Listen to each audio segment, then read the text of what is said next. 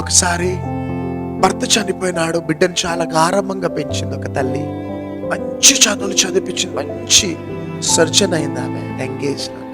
ఒకసారి తన ఫ్రెండ్స్ అంతా కూడా ఇంటికి పిలిచి మంచి పార్టీ జరిపిస్తూ ఈ తల్లి దగ్గరికి వచ్చి అంటుంది, మా ఫ్రెండ్స్ అంతా చాలా అందంగా ఉంటారు, చాలా మంచి మంచి హై క్లాస్ ఫ్యామిలీస్, నువ్వు నా తల్లి అని చెప్పకు, నాకు ఇన్సల్ట్ అయింది.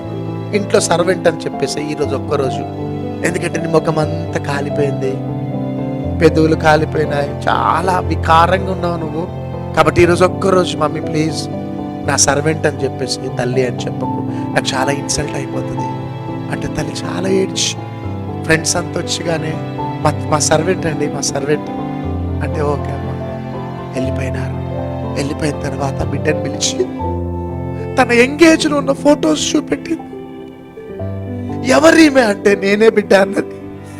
చాలా అందంగా ఉన్నావు, ఇంత అందంగా ఉన్నావు మమ్మీ నువ్వు అంటే తల్లి చెప్పింది, బిడ్డ మీ డాడీ చనిపోయింది, నిన్ను చదివిపియటానికి ఇల్లు తిరిగి బేసన్లు తోమి బట్టలు ఉతికి నిన్ను చదివించి, నిన్ను గుడిచెలో పాలిచ్చి పెంచుతూ ఉంటే సడన్ గా నిప్పట్టుకున్నది గుడిచెకి, నువ్వు కాలిపోతావని నేను కాలిపోయినా, నీ ఒళ్ళో పెట్టుకొని బయటపడ్డా, నేను కాలిపోయినా, నీకు అందాన్ని ఇవ్వటానికి నా అందమునంత దూరం చేసుకో.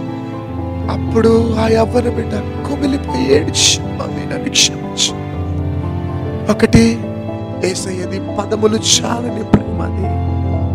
రెండోది, మీ దగ్గరికి పంపబడిన దైవజనుడు ఒక తల్లి, మీకోసం నా లైఫ్ త్యాగం చేసుకున్నా, మీరు బలంగా ఉండాలని నేను బలహీనమైపోయినా. This is the relationship between believers and pastor.